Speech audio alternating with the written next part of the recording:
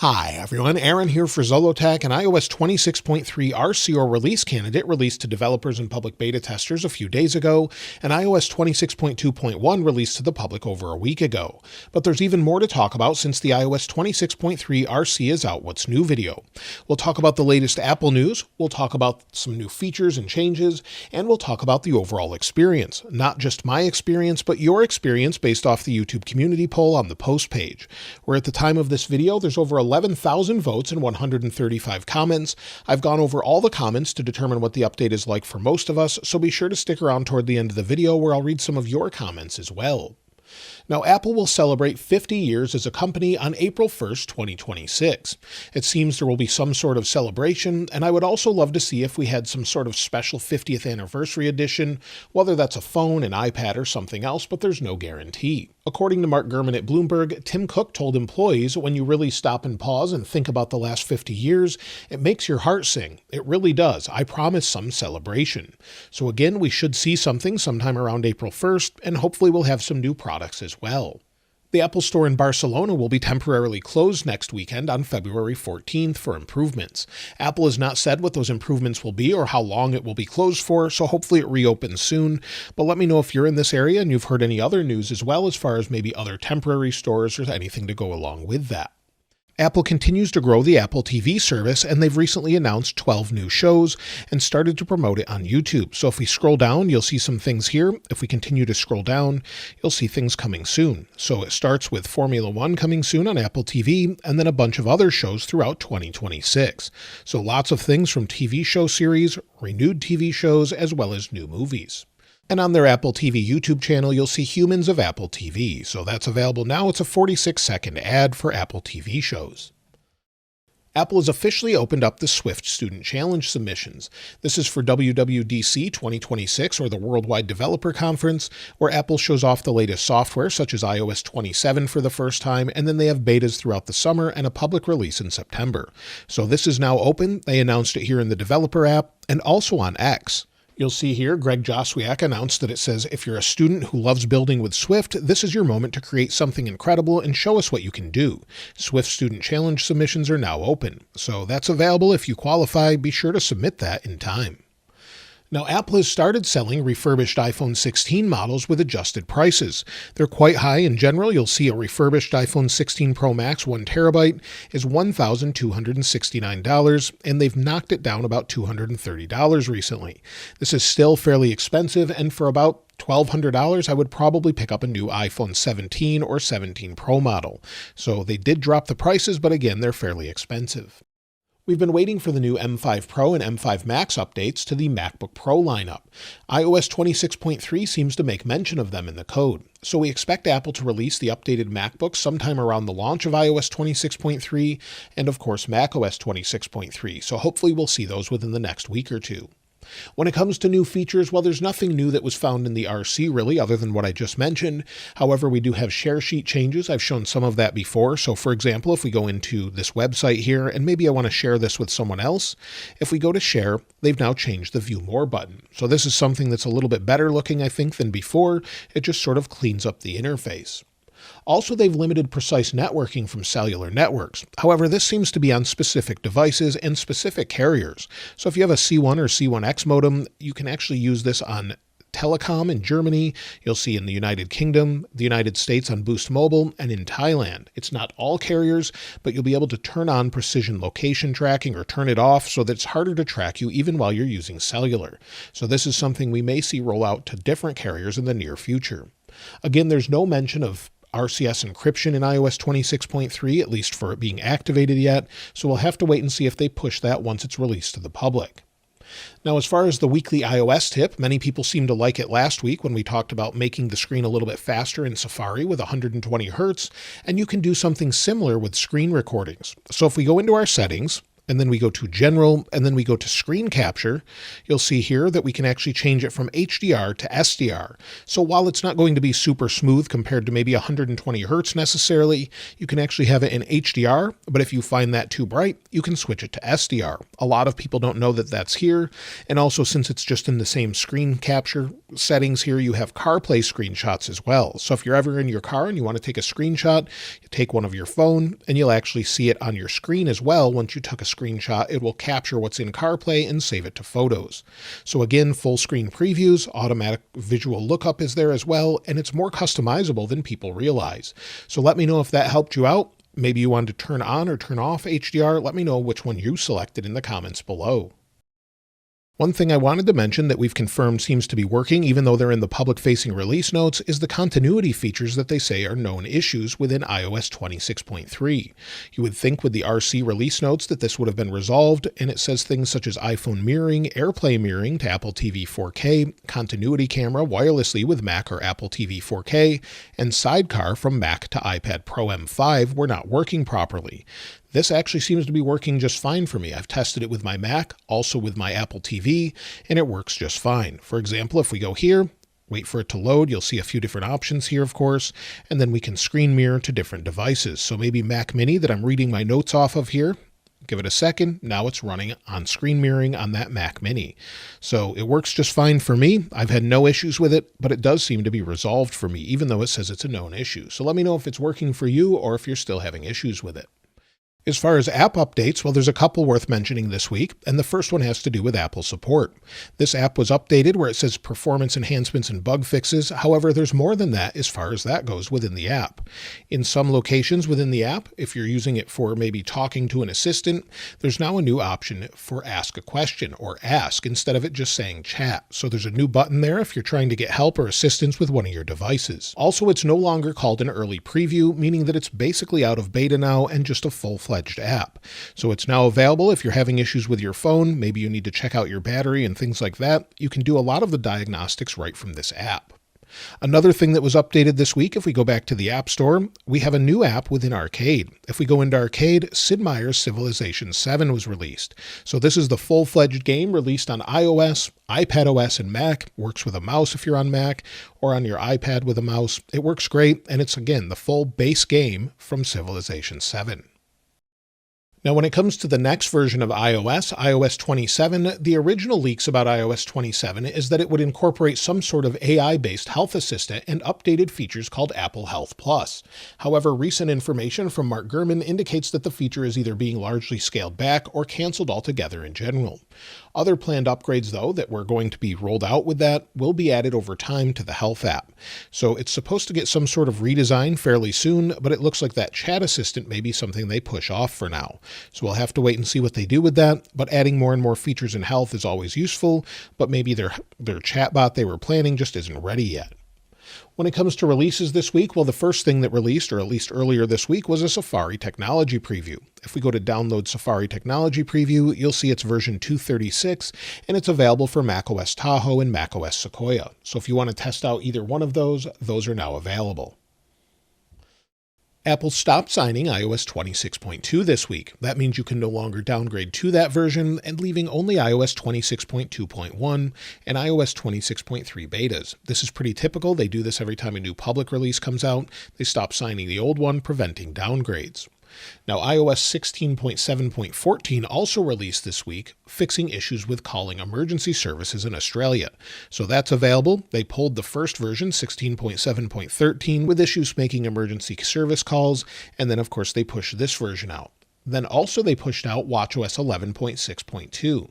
This was released on Thursday, and Apple says that it fixes issues with cellular network issues for Series 6, Series 7, Series 8, Series 9, Series 10, SE2, Ultra, and Ultra 2 when establishing a connection to emergency services in Australia. So the same thing with all of these older updates, they had to be pushed out to fix this issue in Australia. Now, when it comes to the iOS 26.3 release, well, we can expect that as soon as Monday. Now, whether or not we'll see an RC2 if there's additional issues, and then a release a little bit later in the week, we've seen that before, we don't really know, but I would expect it sometime this coming week. Also, iOS 26.4 with Siri 2.0 is what's expected next. We could see iOS 26.4 Beta 1 as soon as next week, or they could push it off a couple weeks if they decide to do that. But I would expect it at least next week or the following week. Then we'll see what the new Siri 2.0 update is about that integrates Gemini within Siri, see what that's like, begin testing it, and then I would expect a public release probably sometime toward the end of March. Then, of course, iOS 27 will be shown in beta form the first time in the second week of June, most likely. So that's what we can expect from here on out. When it comes to the AirPods Pro 3 experience, it's been a little bit hit or miss this week. This week, I was using them to edit a video, and they really degraded in sound quality and then pretty much disconnected, and then they would reconnect. It was just a problem. In order to fix that, I had to place them back in the case, close the case, reopen it, and then reconnect, and it worked fine. But I had that happen multiple times in a row, and I've seen people mention this on iPhone as well. I don't know if it's newer updates. I was using these with an older update, so something's definitely different there, even though we didn't have a firmware update for AirPods. When it comes to iOS 18, well, iOS 18.7.4 is what most people were on. There's an iOS 18.7.5 RC available now, but it's only available for iPhone XR, XS, and XS Max. There's no way to downgrade on newer devices such as the 16 Pro Max. There's just no way to get that version on there. Unfortunately, that leaves people vulnerable with security issues unless they upgrade to iOS 26 versions. So unfortunately, it's the end of the line, and there's no more updates for older devices or any device that wants to stay on iOS 18 other than those that don't support iOS 26. When it comes to iOS 26.2.1 in the overall experience, I've used it on both the iPhone Air and iPhone 17 Pro Max full time. It seems like there's still a few issues here and there, but there are some things that have been improved, such as keyboard lag, especially on newer devices, RAM management improved as well, and ProMotion seems to be much better or smoother and more consistent. So if you're in the app library and you scroll, or if you're in Safari and you have that option turned on that I showed you last week, it's very smooth, like I mentioned. Just in general, it seems to be a smoother experience. It's not perfect by any means, but it's much, much better. CarPlay is still an issue on iOS 26.2.1 and the latest version. We'll talk about that in a minute. But the CarPlay issue I had on both of these phones is I connect it to my car, it works fine, then it immediately disconnects after just a moment, and then it reconnects on its own. After it reconnects, it works absolutely fine. So I'm not sure why this is happening. It stopped happening in earlier betas, and now it's happening again. Now, a new issue this week is some people are saying their alarms aren't working again. They'll say sometimes they'll trigger and show on the phone but not give an audible sound. Other times they just won't go off at all. I thankfully haven't seen this myself, but again, quite a few of you are reporting it. Wi-Fi dropping for many seems to still be an ongoing issue with 26.2.1, and those on iPhone 13 mini, 12 and older do report the phone getting hotter than normal on this particular update. However, again, make sure you've used it for a few days and make sure it cools down after that. It's not a huge deal, but it definitely means something's processing. When it comes to iOS 26.3 RC, once that released, I switched over on the 17 Pro Max, and there's a few things that it's fixed. I've heard no reports whatsoever of resprings or reboots. Also, the keyboard bug seems to be resolved as far as many people report. So if we go into notes, so within notes, typing is fine. This is a new note on iPhone 17 Pro Max. And you'll see it works just fine. It keeps up. It's not mistyping. It does seem improved. Now, I don't know about on older phones, but I haven't heard many complaints about it this time around. Micro stutters are mostly gone for most people, and also many users on iPhone 13, 14, all the way up to the 17 models say that it just feels faster and smoother and more polished. So the RC is definitely smoother, I think, than even 26.2.1, and many have reported much improved battery life. We'll talk more about that in a moment. The bugs that still remain, though, are around the heat of the phone.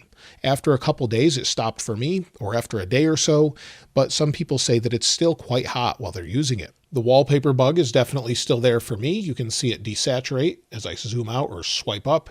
It's not a huge deal. It seems improved, but it's still an issue. CarPlay, again, is doing that disconnect thing, the same it did on 26.2.1. Some have actually even said that it's due to radio interference or RF interference. That's possible, but I'm seeing the same thing at my house. My wife's seeing the same thing, and it just seems to be consistent across our vehicles. Some also say that audio quality is not great on the iPhone 13 and 14 models when you're on a phone call, where sometimes the overall sound can be muffled. This could be a carrier issue, but some people are reporting it, and it's at least a couple people. Now again, when it comes to performance, it seems to be pretty solid, especially with 26.3 RC. Very, very smooth. Opening and closing apps, whether it's the camera or anything else, seems to be nice and fast. So again, if we go in, you'll see it's a little bit slower on the iPhone Air. It's on 26.2.1. On the right is 26.3 RC. RAM management is great, like I mentioned. Going into different apps seems to be nice and fast, and the experience is much more like you would expect, probably with an early release of iOS 26.